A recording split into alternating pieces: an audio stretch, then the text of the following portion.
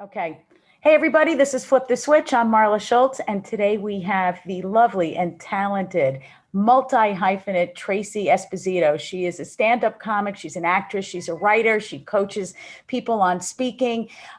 She moved out to Los Angeles in the 2000s. She wrote a one-person show called Chicken Parmigiana, and she's been on Comedy Central. She's been on NBC. She's worked with Robert Klein and Louis Anderson.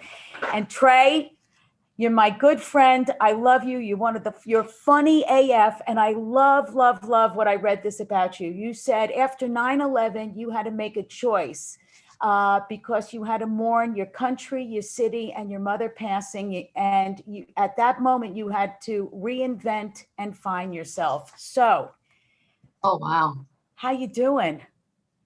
You know what? I was excited all day just to see you. We go back way back. You know what I mean? The So always made me best. laugh. We've always stayed in touch, and I love that because some people just don't. So I just want you to know I'm excited to be here. Well, I'm excited to talk to you because nobody makes me laugh like you. And honestly, I could gossip with you and Oh, to the grave. Tracy, she would call me up and be like, Marla, I got to tell you something, but it's to the grave. So every time I say to the grave, I think of you. And I know. we could just get into it and just know it wouldn't go anywhere. Not that we're real gossips or anything. You know what I mean? I'm No, not what is there to say now? But back then, it's like, who has a deal? right. What? But speaking of deals, Trey, you showed up on the scene because we both started around the same time, mid 90s. You show up on the scene and your jokes, I am Tracy Esposito. I'm Jewish. People think I'm Jewish. And it's funny because people always thought I was Italian. You do look it. Oh my God, that's so interesting. We have the different, wow. Yeah, Yes, well, you yes, do. You yes. look it. You got the dark. You got the I got dark. the dark and the small nose. And my mom used to always say, three Jewish kid, no nose jobs, no braces. That's in your act, I hope. Do you remember, like, what are some of your great memories of when we first started out and the clubs that we used to go Yeah, to? you know what? I was thinking about it today. Through my life, I must have hit a lot of open mics, even in California, and you'll stop by one. But I think the best time was Gladys's first room. Yeah. Was it called Coldwater or something on 49th Street and on And the east Second side? Avenue. That was the Yeah, best. was it Cold Stone or Coldwater, whatever it was? No, It don't say Cold was. Stone. You're going to trigger that I'm going to want to run out and get some ice cream. Oh, you what? Sugar There's addict. one right around the corner from here. But you know what I mean? Like that was probably it was set Cold up. Waters. Cold Waters, that's what it was. Yep. That was the fun time, but I was terrible. But we all used to stay on the stairs and wait to sign up, Yep. Rod Reyes, everybody. No, it was a really good time. Sarge and I mean Jim Oh, Gaffigan was there. There was just so many of us. Sam Brown, but I just thought starting off in the '90s, it just there was such camaraderie, oh and yeah. even though we were all vying for the same spot. One of the best times to start off doing stand up in the city. What do you think? You know what it really was? There was no social media. Like we didn't have that extra thing. So I know what you mean though, because when I look back today, I said, wow, that really was an amazing part of my life, which I never knew I would say later on, because when Right. you're in it, there is some negativity sometimes, or you're struggling, you have to live with three people and you're doing all this stuff. But as the years go by, you say to yourself, what a fantastic time when we were so innocent in our 90s. Today it's hard with the social media and what's going on today. It's a little bit more innocent now. I mean, back then it was so Remember, innocent. I was out all the time. And even though we were putting our asses on the line and we could have a bad show and that could just like ruin our week and send us Oh yeah. into an addiction, but just going out and I mean, dancing and the music and, yeah, I live with roommates, but it was such a fun time. And I wouldn't want to be a comic starting out now. Exactly, exactly. I understand what you're saying. I look back at my life, and it was the fall of 1996 Hmm. that I moved to the West Village over the Fantastics, the play on Sullivan Street, over the Fantastics. And I truly have to say to you today, at 53 years old, that was the best time of my life. of my life, of moving Yeah. into New York City, trying to get on at the Boston Comedy Club, running to New York Comedy Club, knowing that you're just a train ride away and you're okay. Like I can't explain it. Leaving Staten Island and getting on that. So it was just absolutely the best time of my life. Do you remember your first joke? My first joke. Well, when I got on stage for the first time, everyone from my job was there. So I said, "Oh, my boss is in the audience. I guess this is a good time to ask for a raise." You know what I mean? And they, Hilarious. you know what I mean? But like honestly, I was just like always talking about like TV commercials, like constipation. Like I never really talked about me until I kind of met Steve Marshall, and he's like, "What's going on with you?" And then I'm like, "Oh, okay. Like let's talk about how everyone thinks I'm Jewish." So funny. You know what I say? My biggest compliment you could give it to a Jewish person is like, "Oh my God, I thought you were Italian." And you say, you say that to like an Italian person. You're like, "Oh, are you Yeah. Jewish?" They're like, "No." And it's like, It's hey, I, chill the f out, okay? uh, to this day, when I meet a Jewish person, I go, "Look, Italian and Jewish, Same. same thing, same thing, Yeah. same thing." You know what I mean? Same thing. But Yeah. you know what I loved about your act, and I still love, but it was that you had this like adorable, flirty sassiness. You'd be like, "Hey, I'm gonna rush you home." Oh my God, I know. I thought Moses was hot from that movie. I said, I love that I look Jewish. I said, Moses was hot in that movie. Let my Right. people go. I mean, so someone says, Tracy, you're pretty horny up there, but whatever. I'm like, what do you mean? Right, And right, Steve goes, Moses gave us the 10 Commandments, and you're talking how hot he is? right. I can't help. I said, I can't help it. I can't You're help it. So so there was that funny. flirtatious. There was that Had flirtation. you had a big tragedy. You lost your mother at a very, very young age, and you wrote Chicken Parmigiana. And what was it about that the writing process and creating that piece of art that helped you, heal and find yourself? Yeah, because after 9/11 happened, it was like 9/11 was the catalyst. I said, Yeah, it's 8 years my mother's dead. I acted out in ways with sugar, with men. If I wasn't going to talk yeah. about it, like you have to grieve, you have to talk about it. So when 9/11 happened, I said, I got to write about it. So I started writing on my own. Good for And then I you. Like, wrote it. wait, did anybody suggest that, or you just had that, that intuition to do it? Well, that's a really good question. There was a comedian, I don't know if you remember, she was a little bit older than us, Pat Candaris. Yeah, Pat very was in her funny. yeah, Pat, very funny. Really And funny with those big yeah, glasses. yeah, there you go. You remember. And Pat said, "You left Staten Island. Nobody leaves that island. You have a story to tell." And I started writing. And of course, it wasn't great. What I was writing was kind of depressing. There was definitely a few jokes. But who really helped me with the arc was Kirsten Ames. Do you remember Kirsten Ames would help people with a one-person show? Oh She would help yeah, people. yeah, So yeah. at the, I yeah, worked with her. making money. And I sat with her for like at least a few months. And she helped me develop this arc. Wow. And she said, I know that there was some tragedy at that home, but there's definitely love. And let's talk about some funny times that happened at that when she was sick. And I couldn't wait to do it. It was a whole new world for me when I did it. It released all this anger, all this resentment, and it really saved me. I feel like this show saved me because I needed to grieve her and I didn't know how. And I did with this play. Interesting. You have the unbelievable talent of taking painful things and making it funny. Mhm. Did you grow up wanting to be a stand-up comic? No, I really, when E.T. came out with Steven Spielberg, Yeah. with that whole thing, I said, okay, either I want to be on the camera or I want to be behind it. But I definitely love show business. So by 1981, I was in. So I must have been like 11. I said I was in. And then I went to acting school in 1991. And was it 1991 or something like 92? And I went to Lee Strasberg and she goes, you're very funny. She said, if you could do stand up, you could do anything. And that was the hook. Yeah, she said that. And I felt so like, oh, I could do this. And then I could do Yeah. anything. Yeah. So that's what it was. But I never had listening to like old comedians as a kid. I never did any of that. But you know what though?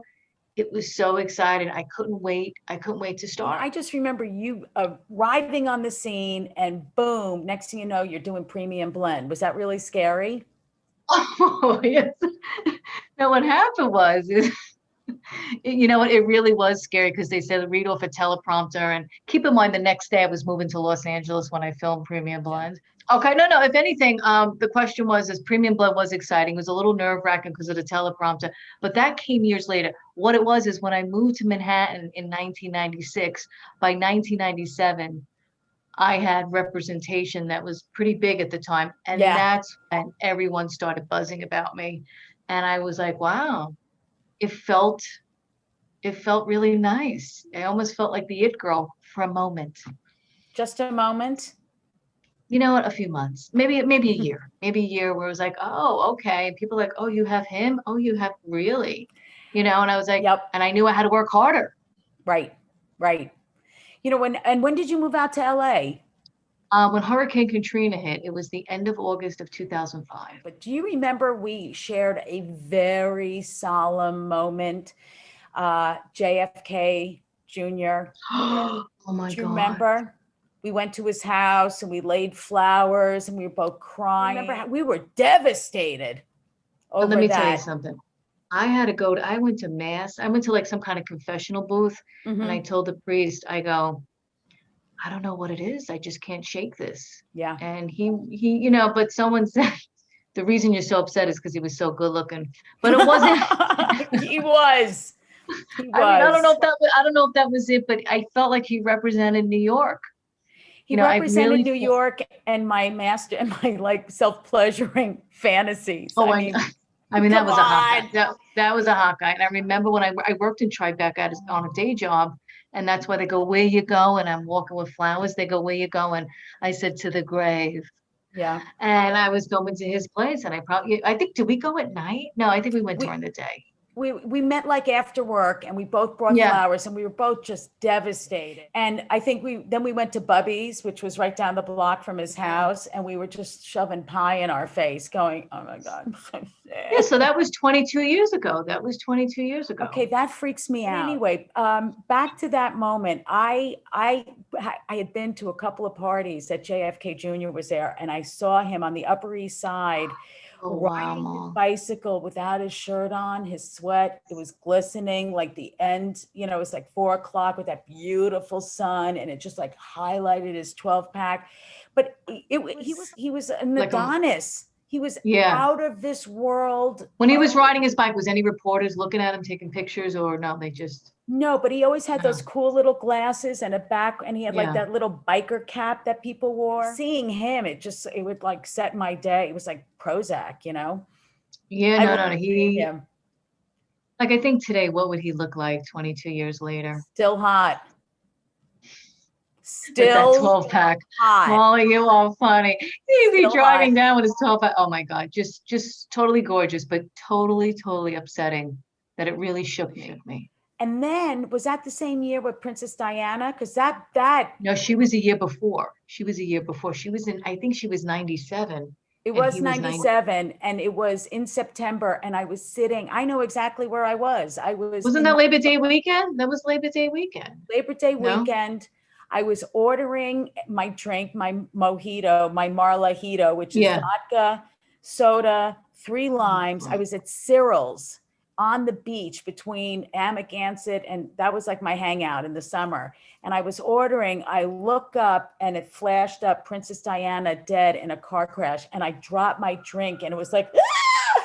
Because I just loved her. And I had the same reaction to JFK, but let's move off of the death thing. Yeah. God rest his soul. So tell me, so your stand-up career, you move out to Los Angeles. I move out for the play. I move out for the play. My big fat Greek wedding was hot. Okay. And I thought one person shows were hot. And I remember speaking to Lisa Lampanelli and she's like, well, you should move to LA. That's what, and as soon as I moved out, I called the Los Angeles Times because someone gave me their phone number and said, hey, I just want to know if you need anyone's interview. And I actually did a piece on one person shows. So within 5 months, I was on 2 news channels and in the LA Times. And Lisa Lampanelli goes, who gets that in 5 months in LA? It was a great story. But like then when someone did see it, they're like, do you have the screenplay? So then I had to take another year to write, to write the screenplay with a coach and process. But I really moved out there for that play. I wanted no interest in stand-up. But then I slowly I didn't want to start all over again, Mal. I didn't want to start all over again. I realized was is what happened is when I moved to, when I left those managers, I started getting things on my own of Right. 2005. Right. I got Premium Blend. I got the Montreal Comedy Festival. I moved to LA and I'm getting all these Jay Leno Tonight Show auditions. And I'm on with Sebastian. I'm on with Daniel Tosh. And I didn't even want to be there. But Wow. I just, because my thing was making this play into something. It was just a drive that I had, like when I moved to New York City. It was all about the stage time. In LA, it was all about getting that play up, getting a PR person, getting anyone to see it. And I got Ron Howard's people that came down and saw it, and they just went, "Where's the movie?"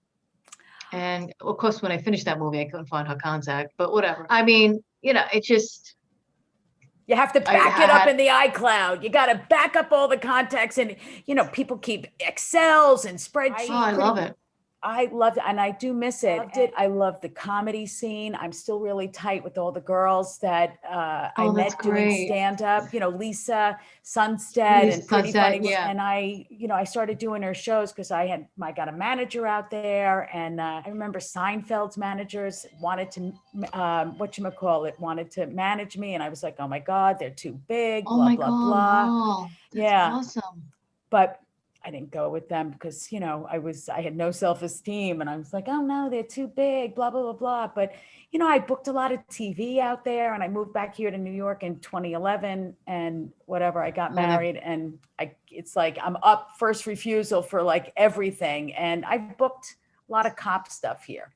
Anyway, it's not about me. It's hilarious. No, it's hilarious. I booked some cop stuff. So when I moved here in 2005, you left to go to New York. So we never really, we missed each other. But we kept in touch. We always acknowledge that even though we're nutty and we're comics and we put our asses on the line, and, people could like us or hate us. And then if we bomb, it would just, send us off into a tizzy. But we always said the reason we gravitated towards each other because we were both like on the normal side in the comedy world. Oh yeah, exactly. You know what I mean? It wasn't our whole lives, right, Mal? It was right. It wasn't a whole life. Like, it was nice to do the one-person show and get away from some of the clubs, because I did a lot of clubs in New York City while I was still doing the show. But it was nice to let go of a few gigs and say, I have a show tonight and it's off Broadway and it's great. It was just nice to have that feeling. But I tell you, I ended up, you'll ask me later, but I ended up going back to stand up. It's like you go back to your roots, like just Seinfeld did too, But you're so good. You're so good at it. Now, what advice would you give a young comic coming up now? A young comic coming up now is, what I would say to them is, write about you, write about the truth. Fine, but what makes you stand out of everybody, or what makes you stand out from people as a comic, is your truth, your story, your experiences. We want to hear that because nobody could take those. So I think I would say make sure you have a job during the day, so you're not worried about money. Absolutely. I mean, I remember Lisa Lampanelli giving a big speech to comics when they started out. She goes, make sure you have a day job because you don't want to be worried about your finances at night. And she had it right. Like, you just focus, you got your bills paid, you just focus on the comedy. But yeah, that was, I would say, write about you and have a day job. Write about you. But when you say write about you, I think, Susie Essman gave me great advice, and she said something along those lines, like, mill your life, but you should also work on yourself, go to therapy. Joy Behar even said that too. It takes about 10 years to become a really good comedian. You have to peel away the layers of the onion, and Susie was a really big therapy head, and she was a mentor to me, and that's the advice she gave me. And I've worked on myself, and it really helped because, when you want to get to your truth, you have to know yourself, and you have to know your reactions and your triggers and what does this and what does that and how to deal with things. So, working on yourself. Yeah. And at the time I always had therapy. Every therapist pleaded me to grieve my mother. And I couldn't do it. It took a terrorist attack to make me see it. You know what I mean? Right. But like, yeah, you know what? I think that's really good. And that's something that just passed right by me. You're right. Like, get to know yourself. Even if you have to go to a 12-step meeting, you know what I mean? Oh, Like, yeah. yeah, I mean, I could say I've been to a few, and that was better than therapy for me. I mean, I had it, but that was an inside job. I really had to dig deep. And Well, I just, yeah. I'm a big 12 stepper. I learned something else. Oh, do you hear that bell? That's my dog Yeah. telling me it has to go Oh to my the God. bathroom. Oh my God, that's hilarious. Do you want to go? I Yeah. mean, do you want to put me on hold? No, I'm not going to put you on hold. Okay. This is, oh God, and if I don't pay attention, ding, ding, ding, ding, ding, ding, ding. I mean, it's a really Also, funny, he funny, knows how to smart ring the dog. bell. Oh my Yeah. God. Wait. Oh my God. Oh, is this a poodle? No, It's not a no. big dog. It's a little dog, right? It's a Yeah. little Step. teeny Yeah, dog. 12 step. I mean, you know what it was? I was this girl with a big ego and low self-esteem. That's who I Yes. was. And But it's that not has changed. necessarily a big ego. It's almost like, for me, it was a defense. I mean, because I got bullied and I was picked on and blah, blah, blah. But being funny was like a shield, and being able to like slice and dice somebody with your words and get everybody Yeah. laughing. That was like Yeah. the best Yeah, no, that form really of was. Yeah, defense. yeah. That's really, wow, that's really interesting. That is, yeah. Well, that's Yeah, what, mine was just, yeah, it was all about me. That's all I was gonna say. It was always all about Tracy and the drama. It was, that's what made me go. Someone goes, just try it, try Al-Anon, and it just worked. It yeah, just worked from day one. because it makes Day you get one. to the truth. Is it safe to say that humor has been a real guiding force and a healing force in your life? Oh yeah, without a doubt, it has. I mean, if I can tell you the stories that I had with my mother dying and how we found ways Oh, to yeah. just to look back and say, I mean, I just thought of the funeral. Like you're outside of the funeral parlor. It's January. It's the coldest January in New York City Hmm. in 1994. Hmm. And my family's running back and forth. And when they open the door, it looked like Black Friday. Everyone just rushes in, and I'm Right. going, what's going on? Like, is there free coffee? And all they want to do is run to the body to see if it looks like her. And I'm like, and Oh this, my yeah, God. and after they look, my father goes, they do good makeup. I want to get buried here. I mean, but like ran in there like Black Friday. And I'm like, I don't understand what they're doing. And I just was like, oh, crazy. That's that's nuts. That's But that, see how, nuts. but that, like you said, I got to find a way to put that in my act and say, has anyone buried a body? I mean, I love the Jewish people. They have the food. It's great. I went to a Jewish shiv. I said, I never had such good salmon. I turned around to the guy. I said, are you having another person die soon in your family? That's funny. So, you know what I mean? I But it's the truth, right? I think it's, we Jews, you're dead, you die, boom, you're in the ground the next day. And you're right, it's like a food orgy. It's Oh, I love it. amazing the people that show up with all the food. Do you know, my dad died, and there was always a lot of humor, and he was funny, funny, funny, funny. And he did an Yeah. hour of stand up they moved to like this over 55 development, did an hour of stand up for the Shalom Club. Oh And my yeah, hour. And I said, Dad, don't you want to rehearse? For an hour is a long time. He's like, nah, I got it.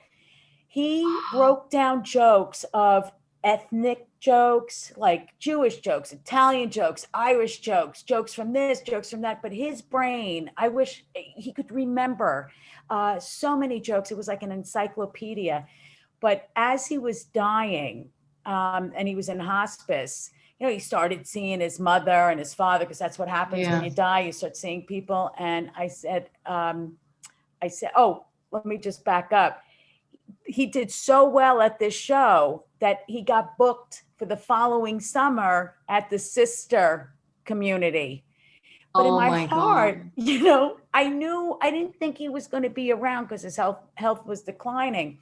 So I even said to him, I said, you think maybe you could get them to move up the date? I mean, why do you want to wait till next summer to perform? So as he's dying, I said to him, I go, Dad, if you see a bright light, that means you're on. Head to the stage. Audience will be all revved up, Oh, ready to go. Yeah. just head towards the light. And he died a little bit afterwards. So, Oh, I'm sorry. How old was he? 83. Oh, wow. 83. Yes. Okay. It was time. It was time because we were No, I all know like, my mother was 56. It almost seems like a that's crime, young. you know what I mean? Yeah. That's like But our still, age. any age we miss them, and we Sure. don't think it's fair. Yeah, but wow, I'm good. But you find the funny moments. Yeah. You know what I mean? No, You I find had the funny. to.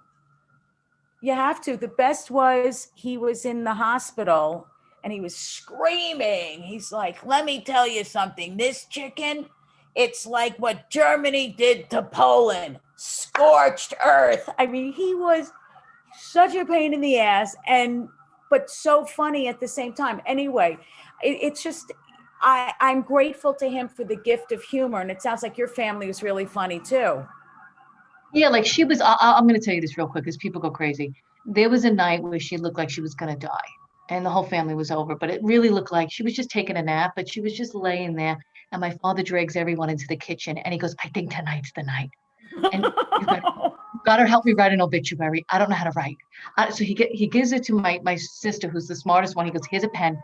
I want you to say this, beloved wife, mother of 6 children." And as he's going on and on, my mother screams for the living room and says, "Do you mind? I'm trying to take a nap. I'm not dead yet." Oh my God, that is so funny. You have Funny. to laugh at those moments because, if you can't celebrate somebody's life and how much I think to me, I'm Yeah. so grateful to being a comic and laughing at stuff because, I always say in order to get through the pain, you got to laugh at it because it takes away the intensity of it. You finding a sense of humor, you have to find light of things. You just have to. Not it just Right, not everything's a tragedy. Come on, we got to find some humor because life is hard. It's good to look at make it light. Just make it light. right. So what are you doing to keep it light? And have you been dealing with this whole lockdown and COVID? Yeah, you know what? In the beginning, I was good. I was good in the beginning because there was What's certain good? people that I. What was that? Which good? Like what was No, that? like when you say I was good, like what is being Oh, I good mean, to you? I didn't panic. I kind of had a little anxiety at the supermarket, but I just felt like it But got me out of a lot of stuff I didn't want to go back to. There was certain interesting. people I worked for. There was certain meetings I didn't want to go to anymore. And I'm like, oh, thank you, God, you heard my prayer. There was just things that I didn't want to deal with that was blamed on COVID. And I was like, okay, I absolutely could say to you that I developed a higher power like I never had before. I've always had a relationship with a higher power, but it was much stronger this time. And I made time to meditate. I have a whole new system now. I get up as soon as I get up, I meditate, I pray, I go to my meeting. Like I have like You're this thing, disciplined. yeah. And I find and Have you yeah, always been disciplined? no, no, it's always about Serious? yeah, no, well, discipline with the comedy, like I have to Hmm. say, stand-up comedy and the writing, of course, but with life itself and like working out, trying to juggle a boyfriend, trying to work out, trying to pray, trying to get to your meetings, trying to coach this one, trying to do that. Right. I mean, you absolutely have to write out an effing schedule. This is like, Yeah. you have to like, and then the weekend you just try to take it easy a little bit. Well, that's good. No, But that sounds really healthy. That sounds really, and yeah, it's a I, lot of self-care. you know what? It's nice out here in California with this pandemic. They're very good with the masks. They're very careful. They try to be.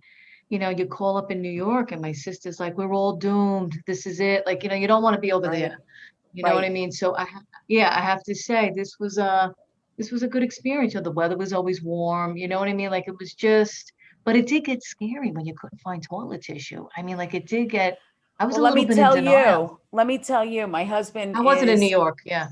he's a prognosticator. He can predict everything. So, we live in an apartment and he's like, I think the toilet paper shortage is happening again. I was like, oh God. So I had to move my couch out because it's storage bin now. And I have 48 rolls of Charmin double roll behind it's still Oh in the my. box. Yeah. Oh For a long my. time, the apartment started looking like a Like Costco Costco. aisle. Yeah. Oh my God, put that in your act. No, That's it is. hilarious. I would show you, we have 6 boxes of shredded wheat. That's the only cereal we eat. It's, low in sugar, high in fiber. We have about 20 cans of Costco solid white tuna in water. And then Wow. we got a double order of the Italian crushed tomatoes because I make a marinara, vegetable Yes. marinara. Mwah, that would make you cry, Trey. You'd be like, you are Italian. I said, yep, I was always adopted at birth. I knew it. I knew it. So Yeah. yeah. Oh, good for you. So Yeah. No, when I mean, there's a thing where I saw on Facebook, they said January 1st, 2020. Woo, this is going to be a great year. March 14, 2020. I'm wiping my ass with a coffee filter. right, right. I know people that were doing that. That's insane. Take care of yourself. I had a hard time. Yeah, I I'm was up sorry you all did. night, just Yeah, yeah. I mean, but Mom, what you're telling me is so many people. Don't get me wrong. It was okay for me, but there was this anxiety that would sure. happen. And a lot of other people shared that with me that it wasn't a full night's sleep. Yeah. It wasn't a full night's sleep because we No. really didn't know. And look, I'm a New Yorker, and to turn on that TV and see 800 lives a day be lost, I Mm. I really was choked up. I really No, was it's choked up. hard. How would you compare the two, New York versus LA stand-up scene? Well, yeah, in New York, I definitely wore a little bit of makeup. It was jeans, it was this. But when I Yeah. came out here and everyone was so skinny, I'm like, oh, I gotta work out. And I mean, you want to talk about discipline? I worked out Good for like you. insane. But I wound up all packing on 25 pounds, and I remember going to my manager, and he was like, I don't know what I'm gonna do with this. And I went to my friend before I moved out to LA. I went to my friend's hair, Warren Chacomey studio, and she was a model, and she goes, "Oh, he's gonna give you a great haircut." Do you remember Carney Wilson? And she had oh those my like little bangs, and it was yes, tiered. I look like Carney Wilson, but I wasn't. I was too fat to be the best friend, but I wasn't fat enough to be the fat girl. So I was in this limbo. And my manager, who was such a dick at the time, he goes, I show up with the haircut. I look like Pugsley from, the oh Addams my God, family. oh And my God, Marla. he goes, what am I gonna, he goes, what am I gonna do with this? Because when he signed me, I had hair and I wasn't, fat. And I show up and Yeah.